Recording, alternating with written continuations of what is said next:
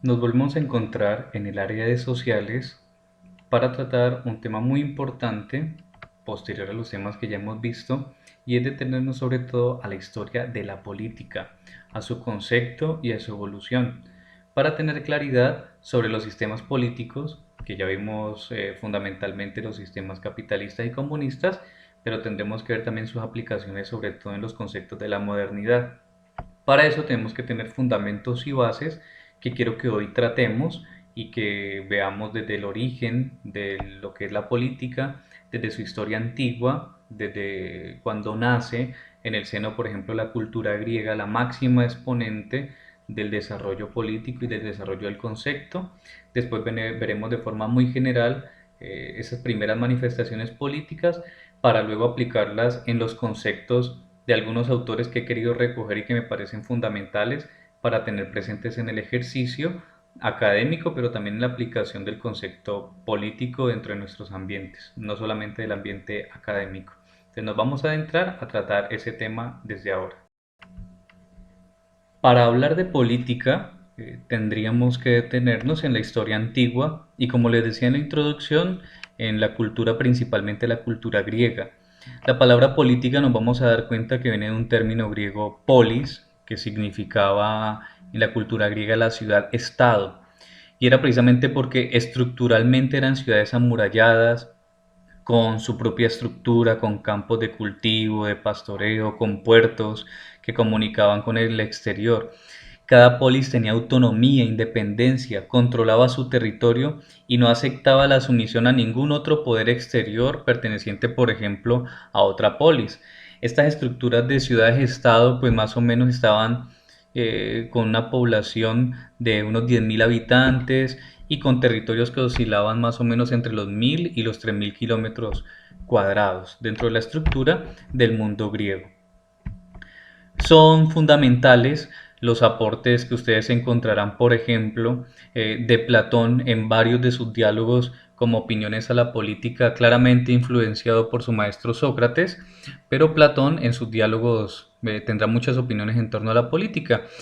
Para Platón, fundamentalmente, la política significaba el arte de convivir, de estar con los otros, que era una condición que consideraba propia solamente de los seres humanos. Y este hecho de ser político, de poder convivir con los otros, era aquello que lo podía distinguir de los otros seres, sobre todo haciendo la distinción con los animales. Posterior a la filosofía de Platón, pues Aristóteles tendrá también su aporte para el concepto político. Hay una obra que se llama La Política y otra que se llama también La República. Donde se desarrollan estos temas. La república la hacemos referencia a Platón y la política estamos haciendo referencia a Aristóteles. Para Aristóteles, el ser humano en griego era un son politikon, lo que significa en castellano un animal político, es decir, un animal que establecía relaciones y vínculos de convivencia con los otros seres vivos, fundamentalmente entre seres humanos. Pero como era un ser dotado de racionalidad, de inteligencia o de psique, de alma, estaba por eso capacitado para vivir en sociedad, para vivir en comunidad. Por eso para Aristóteles fundamentalmente la política hace referencia a ese acto de poder vivir con los otros, de asociarse. El ser humano es capaz, gracias a esa convivencia y a esa alma o inteligencia que tiene en sí, de distinguir lo bueno de lo malo, lo justo de lo injusto y comunicarlo a través de la palabra. Pero esto solo se puede hacer, según la perspectiva de Aristóteles, desde una visión política, es decir, de un arte de convivir, de establecer un contacto con los otros. Ya en cuanto al concepto concreto de política dentro de la civilización, tenemos que tener claro dos cosas. Que la política se vio condicionada en el mundo griego por dos aspectos muy importantes. El primero, el desarrollo del pensamiento, el desarrollo de la filosofía, que surge más o menos en el siglo VI antes de Cristo, cuando se empieza a razonar, cuando se empiezan a cuestionar los mitos, cuando se empiezan a cuestionar las supersticiones y se empieza a hacer uso libre de la razón para la explicación de las cosas, para explicar el origen y el fundamento de todo. Y en un segundo momento también es importante esa nueva forma de interacción y de relación entre los seres humanos que va apareciendo más o menos en el siglo octavo antes de Cristo y cuyo sentido fundamento se empieza a resumir en el concepto polis, que ya empezamos a tratar, en ese concepto de ciudades-estado, de ciudades autónomas y amuralladas que contenían una autonomía en relación con las otras y una vida propia. Como resultado de estos elementos y de estos fundamentos, pues va a surgir la política, que en concreto vamos a sostener en principio que va a ser la práctica social de la polis, es decir, la práctica de la convivencia, el estar con los otros dentro de una ciudad-estado, que al tomarse consciente de sí anuncia, utilizando una concepción propia de Hegel, la existencia y la riqueza de su propio concepto, es decir, ella se viene a definir a sí misma. Es por eso que en la polis es donde se constituye por primera vez el espacio público, lo político, lo que está a la vista de todos, porque es eso, es el arte de convivir y de interactuar. Esto fue un ámbito pensado por los griegos, ¿no? Que empezaron a pensar en lo político. La vida política entonces viene a tomar la forma de agón, que se parece mucho a la palabra ágora. En el ágora, en la plaza pública, era donde se discutía precisamente a través de la palabra hablada, a través de la oratoria, las cosas, las leyes, los temas que le competían a todos, ¿no? Y que eran propios de la comunidad. Entonces esto va a ser un aspecto muy importante dentro del mundo griego que le va a dar desarrollo y le va a dar fuerza a lo político dentro de los conceptos antiguos de política. Ahora bien, otro punto de debate es que en el mundo griego algo que le da fuerza al concepto de la política es la no existencia de la privacidad. Nos vamos a dar cuenta cómo esa negación de lo privado y del primado del bien común y también la fuerza y la igualdad ante la ley son aspectos que le van a dar relevancia al desarrollo de la política dentro del mundo griego. La política como hecho público pues va a incluir todos los temas habidos y por haber y que competen al ser humano que vive en sociedad.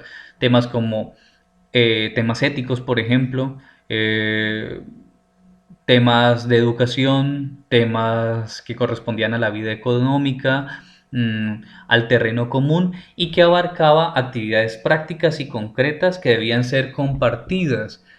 Por eso se olvidan en un primer momento de los privilegios particulares para pensar en el bienestar del grupo social o de la comunidad, de la asamblea. Por lo tanto, para el griego, hacer política va a ser participar de la vida común, porque, como bien lo decía Aristóteles y Platón, el concepto va a ser la actividad pública o social por excelencia, la política, y se impone como una obligación de cada ser humano, por el hecho de ser social y por el hecho de ser político y de compartir vida con otros. Es una responsabilidad y una obligación consigo mismo, pero también con los demás. Renunciar a hacer política entonces vendría a hacer la renuncia del hecho de ser libres, a renunciar al hecho de participar del gobierno de mi comunidad. En Política para Amador, una obra muy conocida de Fernando Savater, hay precisamente alusión al mundo griego y nos indica Savater como al que no quiere participar en la vida social, al que no quiere participar en la vida política de la comunidad de la polis, se le tilda de idiota, idiotez, una palabra que significa aquel que se aísla, aquel que no se compromete dentro de la sociedad. Ya como sistemas concretos políticos, pues vamos a ver en esta presentación el desarrollo de muchas manifestaciones de formas de gobierno. Pero la forma de gobierno por excelencia de las polis griegas, como por ejemplo la de Atenas, fue la democracia. A la democracia se le titulaba precisamente el gobierno del pueblo. Demos era el pueblo, la población, estamos hablando del gobierno de todos, constituido por algunas estructuras e instituciones que incluso prevalecen hoy en los sistemas democráticos. Una de ellas, perdón, la asamblea, que en griego sería eclesía. Yo creo que a ustedes se les parece mucho esta palabra a la palabra iglesia, porque precisamente eso es lo que significa este término, significa asamblea, congregación de varias personas. Entonces, en la asamblea participaban los ciudadanos que eran mayores de 20 años y se reunían ¿para qué? Para elegir gobernantes, para votar leyes, es decir, para abolirlas o para aprobarlas o derogarlas y para decidir sobre todo en los temas concernientes a la guerra. También existía otra institución que estaba constituida por los magistrados y eran aquellos que estaban en capacidad de ejecutar las leyes que habían sido votadas precisamente en la asamblea. Dentro de los magistrados pues tenemos a los estrategos, que eran aquellos que dirigían el ejército y todos los temas concernientes a la guerra y a la paz, y los arcontes, que eran aquellos que presidían los tribunales para la concreción y ejecución de la ley, pero también intervenían en ritos religiosos. Otra institución particular de este sistema democrático propio de las polis era el consejo, o lo que se llama la Boulé, que estaba formado por 500 miembros, normalmente elegidos cada año, y eran miembros del pueblo. Normalmente esta elección era por sorteo. ¿Y de qué se encargaban? De elaborar leyes y de hacerles veduría, de fiscalizar a los magistrados. Porque, ojo, en toda la historia de la política siempre ha habido el germen y el virus de la corrupción. Entonces siempre ha existido también la veeduría y la presencia del pueblo para estar atentos a estos crímenes contra la democracia.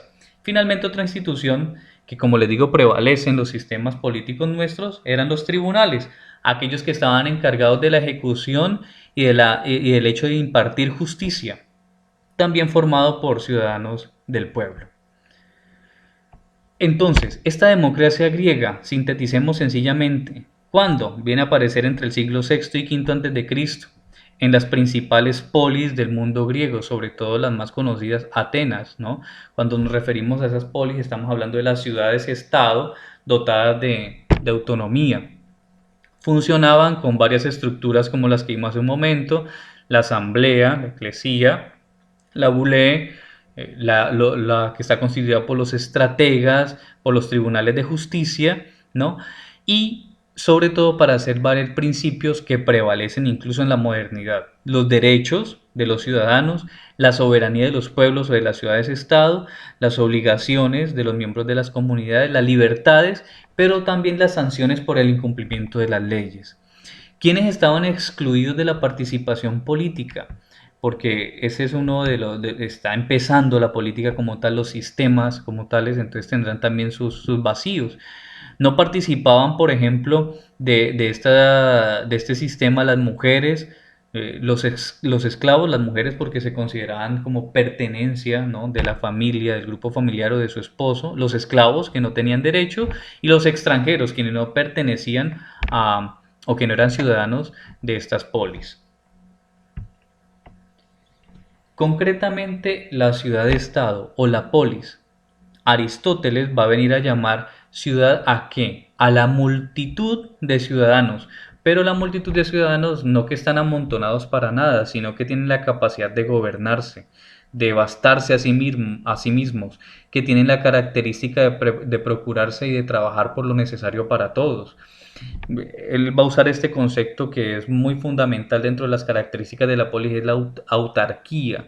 Cuando hablamos de autarquía es la autonomía para gobernarse, la capacidad de gobernarse a sí mismo. Por eso, él va a decir que la característica de cualquier ciudad-estado y de sus ciudadanos es precisamente eso, la autonomía, es decir, la capacidad de ponerse las leyes a sí misma y de cumplirlas, la autarquía, el gobierno también de sí mismo, independiente, y el conjunto de ciudadanos como la gran riqueza de una ciudad-estado, es decir, todos sus pobladores participaban de las decisiones y ejecuciones de gobierno de su ciudad.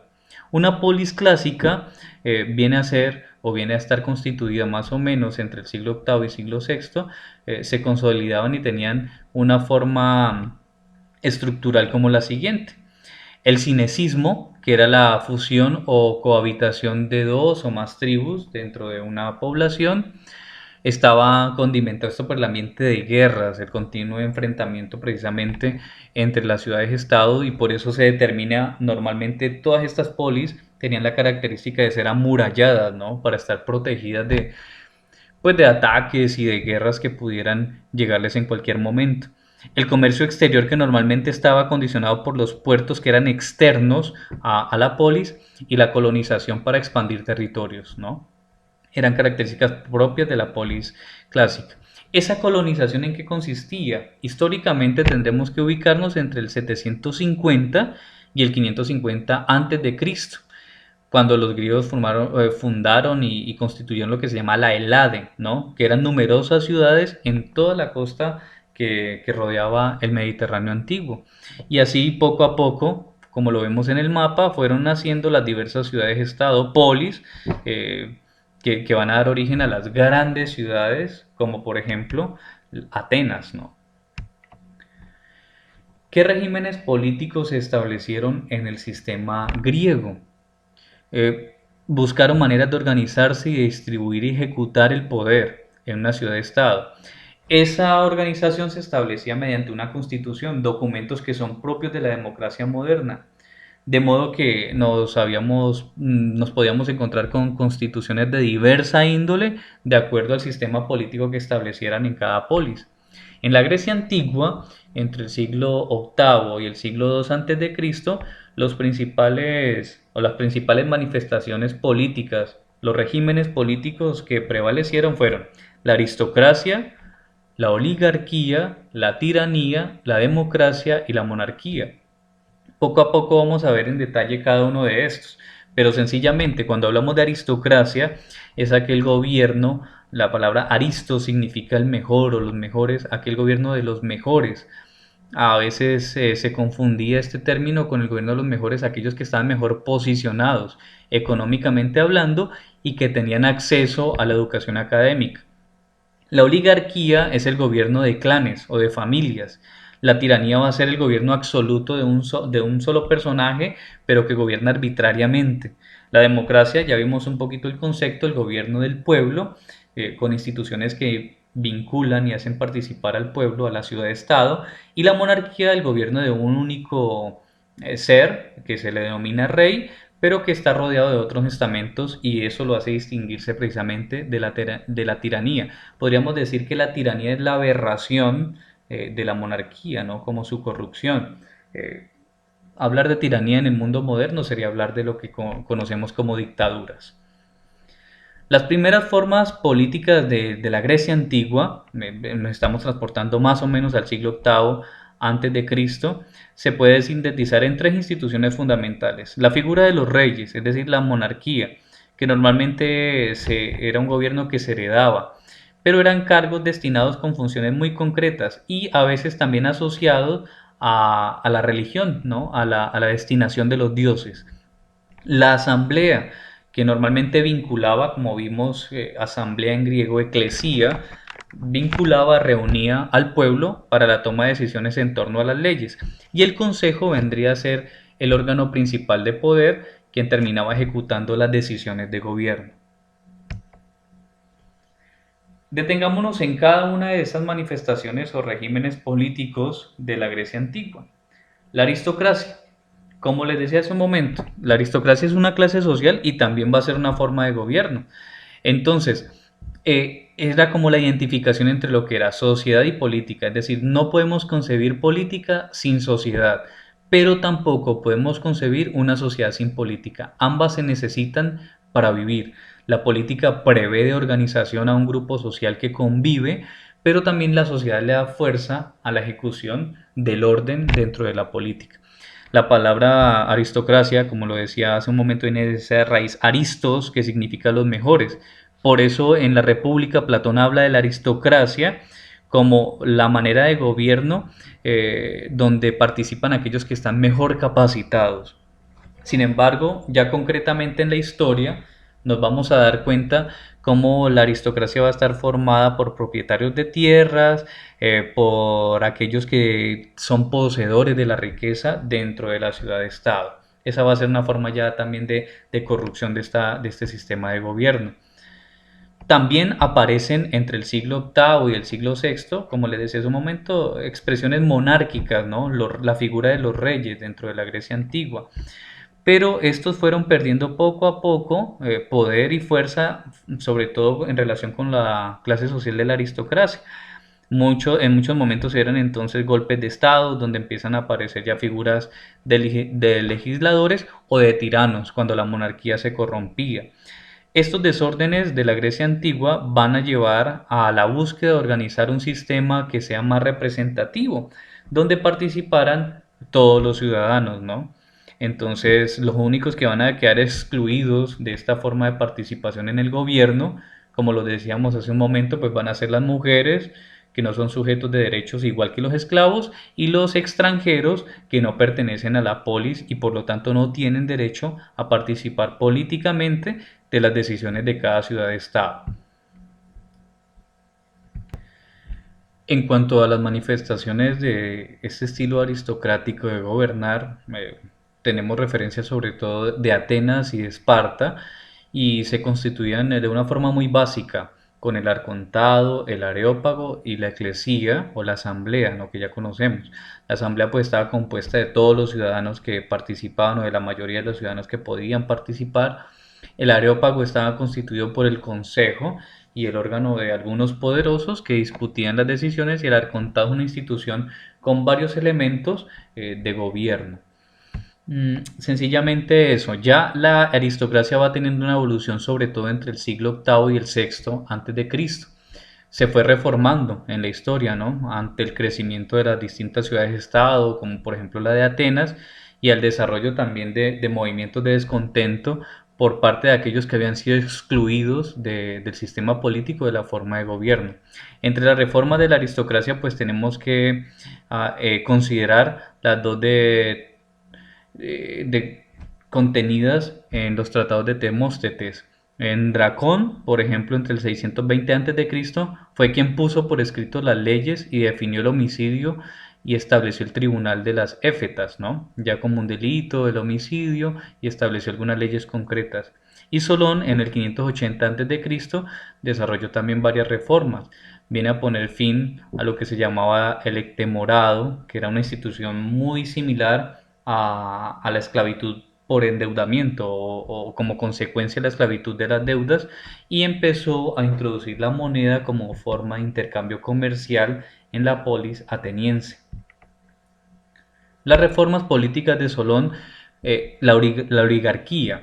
Decíamos hace un momento cuando hacíamos mención general que la oligarquía era ese gobierno sobre todo de las tribus, de las familias, ¿no?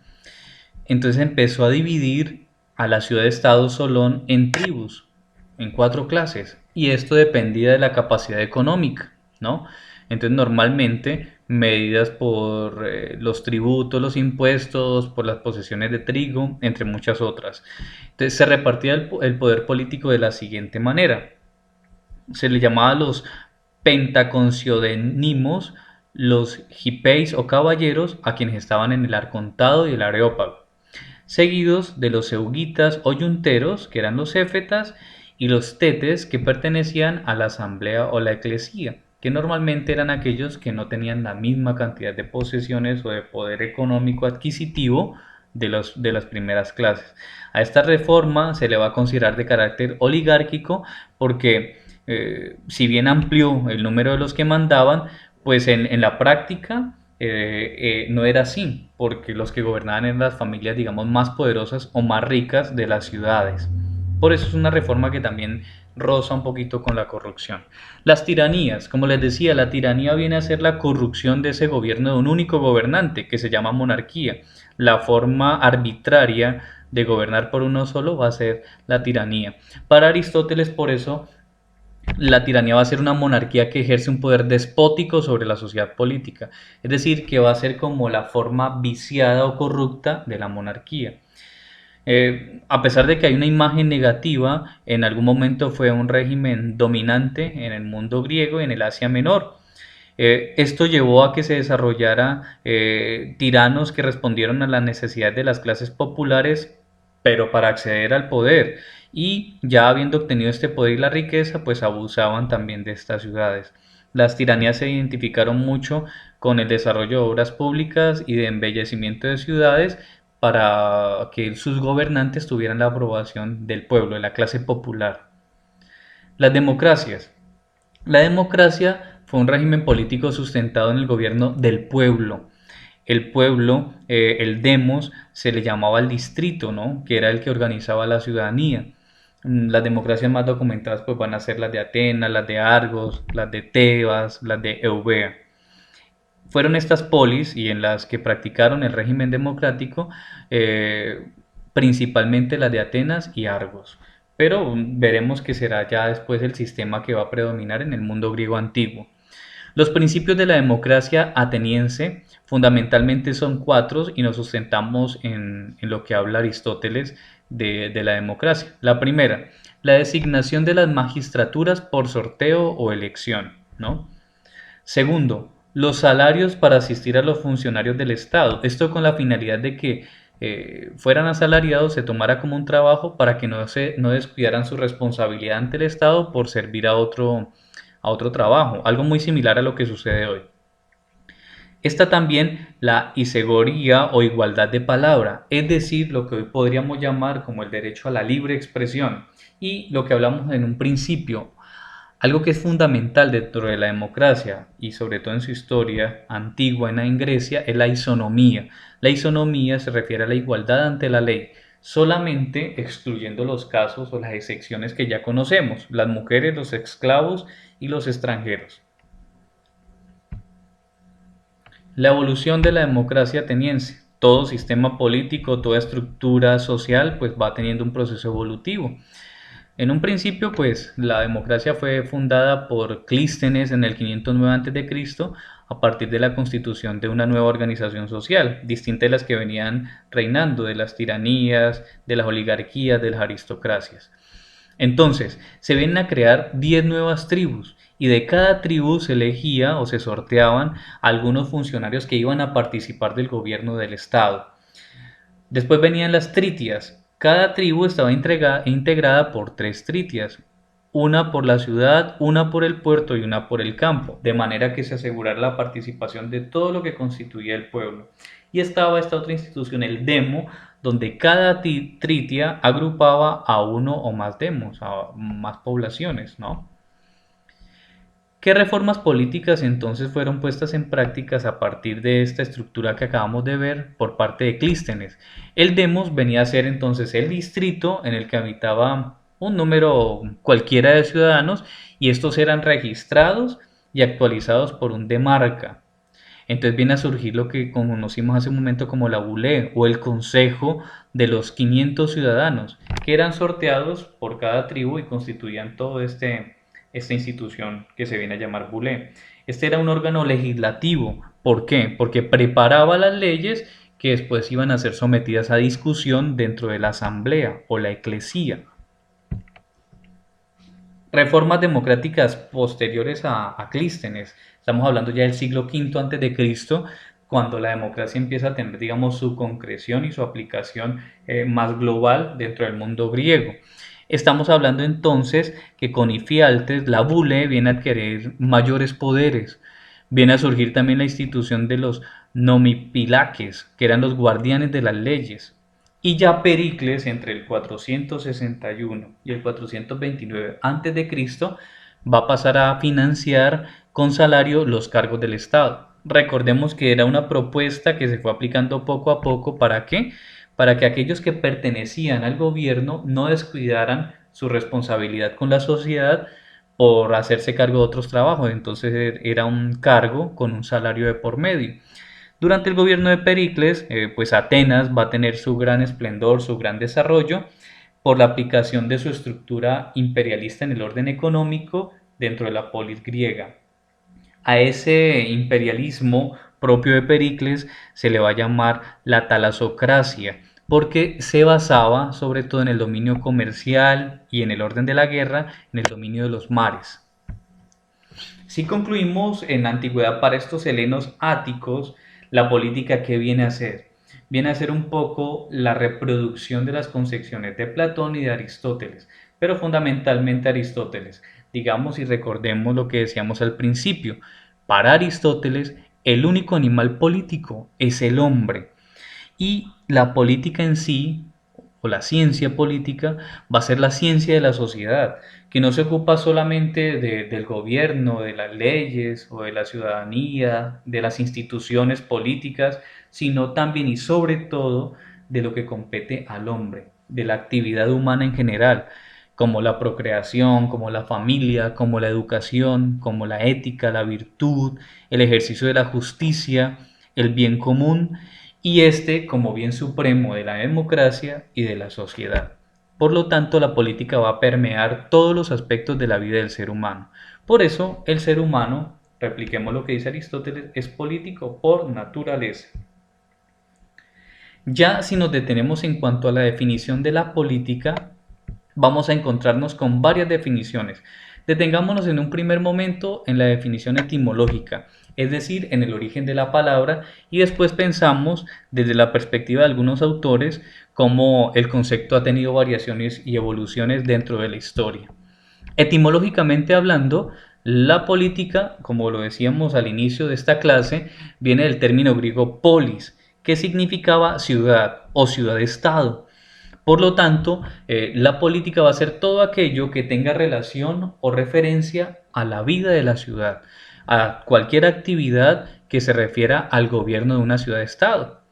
Los griegos utilizaban muchas palabras para referirse al término política, pero vamos a entender el término politikos, ¿no? Con el sufijo ico, que era lo relativo a la polis y a sus ciudadanos, es decir, lo que ponía en relación al ser humano con su ciudad, con el resto, con la convivencia con los demás.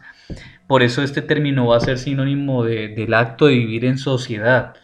Y por eso mismo Aristóteles lo va a utilizar en su definición del hombre como son politikon, es decir, como animal político, porque el hombre viene a ser definitivamente un animal social que tiene capacidad de vivir en un estado o una ciudad y estar sujeto a las leyes que ésta le impone a través de la razón y gracias a su capacidad lingüística o a su capacidad de comunicar y puede manifestarlas y también puede regular su conducta por la moral. Por eso, la palabra, y finalmente, en la evolución de esta etimología, la palabra politique va a venir de la expresión politiqué tecné, que significa el arte de vivir en sociedad. Recordemos que todo lo que en el mundo griego haga referencia a la técnica está haciendo referencia al arte. Y la política como arte va a ser esa capacidad de poder vivir en sociedad y va a ser también referencia a todo aquello que tenga que ver con la vida dentro de un estado o dentro de una ciudad. Ya si nos atenemos a la definición de la Real Academia de la Lengua, vamos a entender que la ciencia, la política se manifiesta como ciencia o como arte de gobernar. Ya estamos hablando de la concreción del ejercicio del gobierno y cómo este gobierno está capacitado para dar leyes o reglas que mantengan la tranquilidad, la estabilidad, la seguridad y el orden dentro de una sociedad. Esto incluye además las buenas costumbres. Santo Tomás de Aquino no es ajeno al concepto de política y para él la política siempre va a estar relacionada con la actuación de quien gobierna para la consecución del bienestar de todos, es decir, del bien común y la realización del concepto y de la virtud de la justicia. Para Santo Tomás de Aquino va a ser fundamental el gobernante que está en búsqueda del bienestar de todo su pueblo, el bien común, pero también que está al tanto de la consecución de la justicia, donde la justicia viene a ser sobre todo distributiva y retributiva, ¿no? Dar a cada quien lo que le corresponda, ¿no? Ya, si nos detenemos modernamente hablando, desde la política y economía francesa, tenemos que hacer alusión a Bertrand de Jouvenel, que fue un escritor polifacético, ejerció como diplomático, como profesor de varias universidades, miembro del famoso Club de Roma y considerado uno de los grandes exponentes de la filosofía política. Viene a definir la política como aquella ciencia o aquel arte que tiene que ver con las acciones de cualquier ser dentro de un grupo. Es decir, son las acciones propias del ser humano que convive con otros y que pertenece a una sociedad o a un grupo y que dentro de ese grupo busca construir, asegurar o preservar la estabilidad de él. Esto más o menos tiene conexión con el hecho de que de cada ciudadano, de cada miembro del grupo social o de una comunidad depende la estabilidad de esta. La política concretamente viene a ser y a consistir en la modernidad en toda la actividad propia del Estado. Y Heller Uno también de los politólogos más famosos y conocidos y que acuñó muchos términos y muchos estudios en torno a la política, viene a definir la política como la actividad que se dirige a la actuación y organización de la cooperación social en un territorio. Es decir, como miembros de una comunidad donde todos cooperan hacia un mismo fin. La política entonces va a venir a estar relacionada con la organización libre y autónoma del estilo de vida de cada comunidad y del establecimiento de su modo de vida, o lo que se llama técnicamente su status vivendi. Y terminemos con Max Weber. Max Weber viene a definir la política como cualquier género de actividad directiva autónoma, es decir, cualquier actividad de gobierno sobre sí. Eso puede aplicarse a los seres humanos en particular, pero también a los grupos sociales. Y ya la política también va a ser la dirección o la influencia sobre la dirección, ya hablando en grupo, de una asociación o de un estado, ¿no? Cómo se puede influir sobre este. Esto concretamente es lo que podemos definir de política desde la perspectiva de varios autores, lo que pudimos ver desde su cuna, que es el mundo griego, y sus distintas manifestaciones. Por lo tanto, espero que estos temas, estos contenidos queden claros, los podamos aplicar, los llevemos en orden en nuestros apuntes. Ante cualquier duda o inquietud la resolvemos con el docente y que lo apliquemos en el ejercicio que va a estar anexado en las tareas, que va a consistir en la elaboración de un ensayo entre 3 y 5 páginas donde el tema principal del ensayo sea la política. Espero que sean responsables con esta clase, llevando en orden sus apuntes y aplicando los conceptos que hemos visto en el ejercicio aplicativo de la tarea, en un ensayo que va a ser entre 3 y 5 páginas, donde el tema central va a ser la política. Esa tarea es para que la suban a la plataforma y la van a encontrar precisamente en el área de tareas de sociales. Muchas gracias, nos vemos en un próximo tema.